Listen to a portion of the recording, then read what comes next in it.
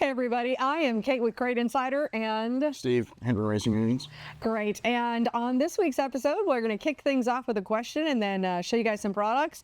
And by the way, wherever you're watching this, go ahead and hit that like and subscribe. Any of you who subscribe and follow, all of those things really help our videos get seen. So really would appreciate that. But let's kick things off with a question here. This person says, I'm building an IMCA hobby stock with a 602 crate. How close or how far from the collector should I put the racing mufflers? And in this case, we're going to talk about the anti-reversion mufflers. And I'm just going to go on with second part here. He says, I'm guessing because of back pressure that it matters. I don't believe the anti-reversion stuff's legal in IMCA. Well, yeah, I think that's a really good thing to kick things off with. Yes. But as far as like whatever racing muffler he's using, I mean, I'd use whatever the manufacturer's suggestion is, honestly, because I don't know what kind of mufflers they have to run, in other words. Yes. So I'm not really familiar with IMCA stuff. Right. So let's go ahead and pivot that question a little bit differently. So we've established that the anti-reversion mufflers are not legal in IMCA, but if you're going to run a 602 crate, and you're not IMCA, where do you want to position these mufflers? This is a question we get a lot compared to on the collector. Generally, like if we're using our profab stuff, we're putting them right at the end of the collector because they're actual true equal length headers. So we run them right at the end of the collector.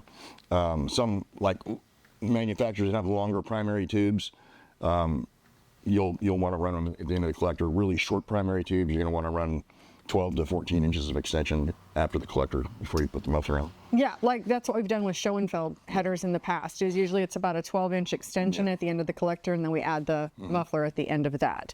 And then any of your turn downs would be at the end of the system after the mufflers. Yeah, correct. Great. So with that, let's go ahead and jump in and show some of the products for this week. In this product spotlight, we're taking a look at our 604 intake manifold waterline kit. Now, Steve, you are actually the one who really put together this whole kit for me a while back. So tell me a little bit about what we're looking at or what you found. It's for a 604, so all you're doing is tying the back of the intake manifold to the water outlet, and essentially what you're doing is you're getting rid of steam pockets in the back of the cylinder head. So if you're not running a waterline kit, you can build steam pockets on the backside. Oh, okay. Yeah, Great. And of course we sell these that can be either a -16 or a -20. We put these together. We know that you're going to have to take all of this apart when you put it on, but it is nice because we've got the Pergola fittings. We've got it with our Goodrich hoses. So these are all pressure tested before we get them. And so we don't have to worry about that, along with our Joe's thermo spacer and then our Joe's water outlet. So, whether you want to go with a -16 or a -20, and these are sized, these hoses are sized slightly different lengths on purpose. Yeah, on purpose. Which, of course, you've really developed that piece of it. So, I didn't know about the steam pockets, but intake manifold waterline kit, of course, available at CrateInsider.com. In this product spotlight, we're taking a look at our bearing spacers. These, of course, for wide 5. And then, Steve, I know this is something that you have certainly recommended. I know, always. I mean, you're an engine builder, but you've also been a driver and put together, race cars. So, what are some of the advantages of running a bearing spacer? Well, if you're not running a bearing spacer, you're behind the times a bit. So, I highly recommend the bearing spacers. Basically, what you're doing is you're eliminating a lot of deflection inside a wide 5 hub, and by doing so, roll the car without bearing spacers, put all 4 bearing spacers in, roll the car again, you're going to notice a massive improvement on how easy the car rolls around. That's what I've heard. If it's rolling around that easy just on the ground, guess what it's doing on the racetrack? So really freeze it up. Freeze everything up. Right. Yes. And this is our whole kit here. So we've got it includes a bearing spacer, it's got a seal, and also the bearings as well. So this is a whole kit. We also sell the bearing spacers separately, and we have them if you've got a 1-ton as well. We've got the 1-ton. These are the regular wide 5s, or we've got them for the Camaro spindles as well. So depending on what you're racing, we hope to have a bearing spacer. Excellent product, worth the money. Yes, definitely. And there's videos also on how to install them that were put out by DRP. So we've got those on the website as well. So you can always look this up and check out those videos. So bearing spacers, 2 thumbs up. In this product spotlight, taking a look at the LSM Racing Products valve spring changer. And Steve, I know you've certainly changed more than one valve spring in your life. Yeah, several. Lots and lots. And it was interesting. Actually, I think it was you and I were at PRI when we saw these. It was actually after hours, so they weren't even in the booth.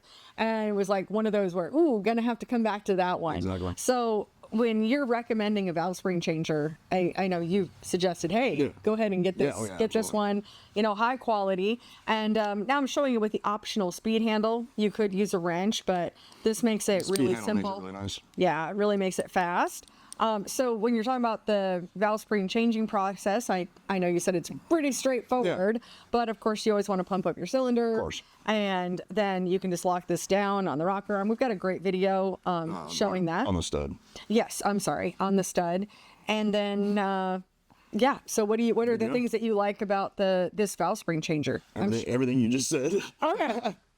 I know you've seen lots of them over the years. Yeah. No, like the ones where you can push them down and different things like that. It just makes it quick and simple. Yeah, because then you can just depress the spring and easily take off the locks, put on the new one, and it's just a really fast process. It is so, very good. All CNC machined with that T6 aluminum, T6 60, 61, T6 like that, aluminum. Yeah.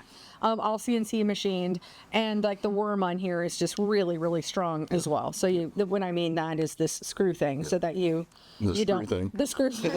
screw thing, worm, whatever you want to call it, really, really strong. So it's not one of those like wimpy little screws. And so there you go. Valve spring changer if you're looking for a really great option. And then, of course, with the speed handle, it really makes it fast. Yep.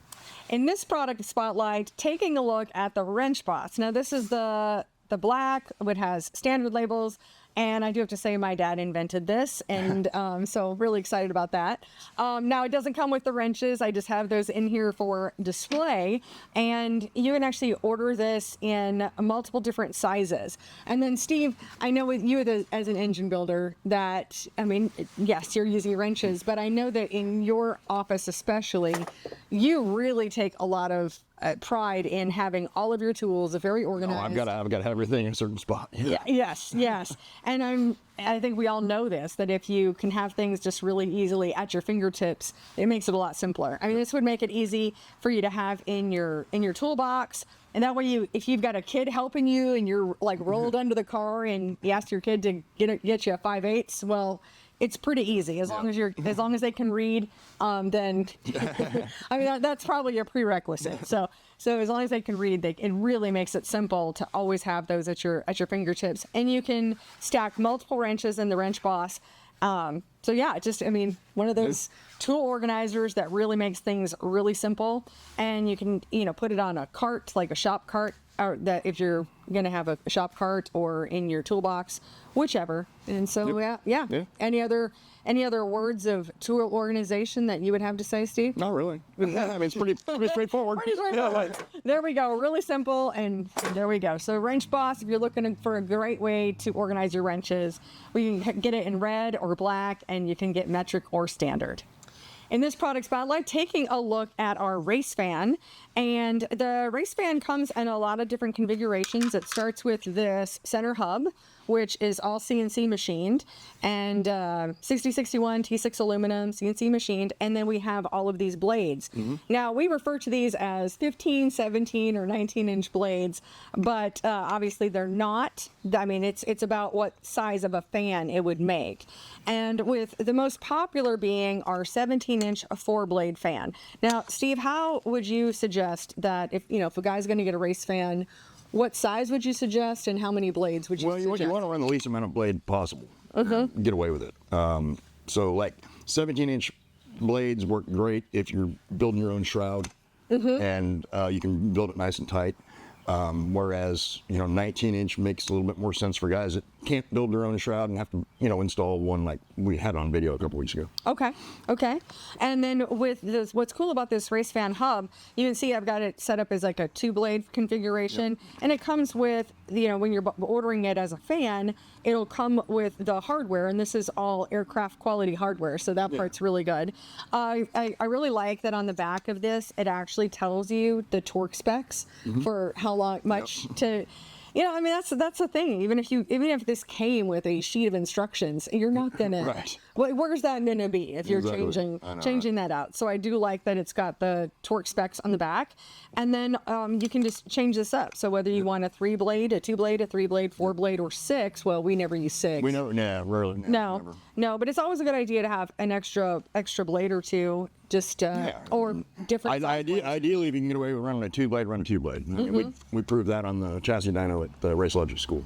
Yes. Yeah, the 2-blade fan. Now, a question we do get is, which way do the curved part of your blades, so this concave part, this sunk-in part, does this point towards your radiator or towards your engine? Towards the engine. Towards your engine. Yep. So the concave part, point that towards your engine. Yes, correct. Okay, so that's seriously a question we get here quite often, and I don't think this as far as the hub itself, it doesn't really have a direction. I had a customer that came in and said, "Man, I just can't cool my car down," and looked in and yep, sure enough, blades run backwards. Okay. Fans run backwards. Okay, gotcha. So now, that's actually going to be something we'll add into our product description as well, that the concave part points towards the engine, There you go. and that's going to help for that cooling. So there we go. Most popular would be our 4-blade 17-inch. That's what we sell the most of, but we have all of those different options. Yep. Awesome. Absolutely. So there we go. Any questions about race fans? Drop them in the comments.